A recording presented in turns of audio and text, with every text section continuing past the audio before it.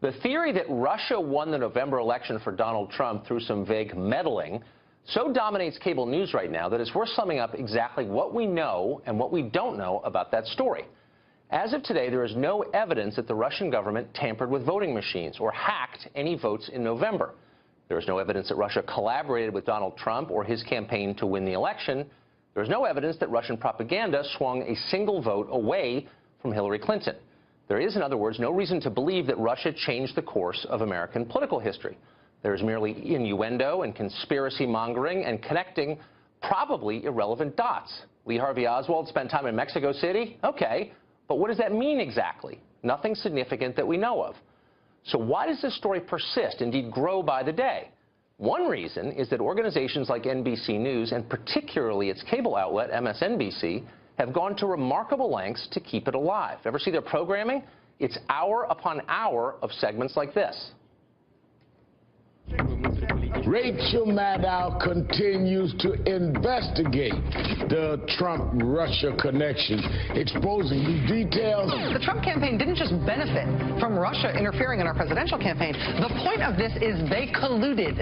They helped. They were in on it. The reporting shows a disturbing pattern of rolling disclosure among the president's inner circle when it comes to their contacts with Russia. Because of Russian interference in our election. I have to say, tantalizing evidence of some kind of collusion. Continuing influence in our country, not just during the campaign, but during the administration. Basically signs of what could be a continuing operation.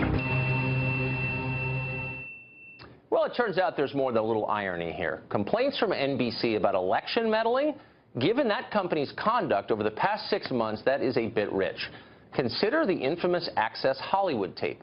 Now, if you were living in America last fall, you certainly remember it, the shocking and vulgar remarks, the immediate and disastrous effect that tape had on candidate Trump's poll numbers. It was a political bomb detonated in the final days of the most intense political race of our lifetimes. The fallout was so overwhelming that few paused to consider where that tape came from. So let's consider that now. That tape belonged to NBC. It was shot by NBC cameramen for an NBC show on NBC property. So how did it wind up in the hands of the Washington Post, which broke the story? How, in other words, did valuable intellectual property from one news organization end up benefiting a competitor? Intentionally. That's the short answer.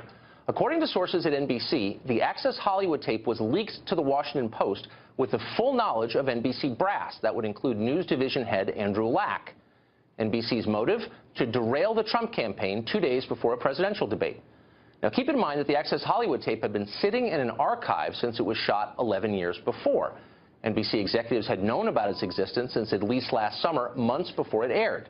Concerned about being accused of partisanship and perhaps worried about California's strict wiretapping law, which prohibits the recording of subjects without their knowledge, the network sat on it. But as November approached, the temptation to shut down the Trump campaign became too much. And so NBC rose to the defense of Hillary Clinton and leaked that tape. And then they lied about it. Now, if you're a news organization and someone stole the story of the year out of your office, wouldn't you want to know how that happened? You'd think you would. And yet, as far as we can tell, NBC News has never conducted a meaningful internal investigation into how that tape wound up at the Washington Post. That's because they already knew the identity of the leaker. It was them. Now, all of this is more or less common knowledge, or at least commonly suspected in the tiny world of the TV news business. As we said, Andrew Lack knew about it. So apparently did Today's Show anchor Matt Lauer. And yet, until now, nobody bothered to tell the public. We're doing that. By the way, we asked Lauer and Lack and the NBC PR department for their response to all of this earlier today. They declined comment. Still, the obvious question hangs in the air since we've been talking so much lately about election tampering, and it's this. What do you think played a bigger role in the 2016 race, the Access Hollywood tape or the Russian government? That's an obvious one. Just because NBC's effort failed and Donald Trump won anyway doesn't mean it's irrelevant. NBC News lied to the public to help destroy a politician they didn't like. We know that. We know they wouldn't do it again, do we? Do we know they're not doing it now? Unfortunately, we don't know that.